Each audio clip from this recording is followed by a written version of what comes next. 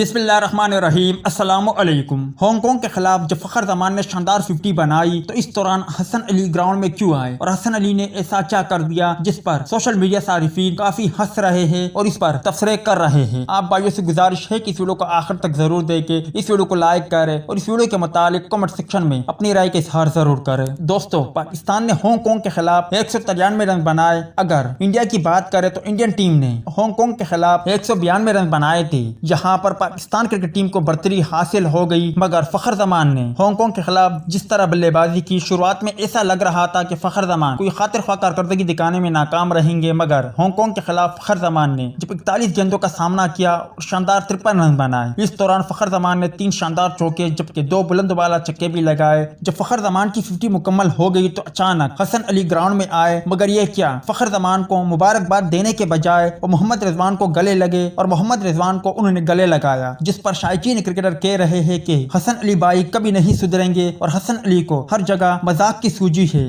آپ بھائی اس پر کیا کہیں گے؟ کمنٹ سیکشن میں لازمی طور پر بتائیں۔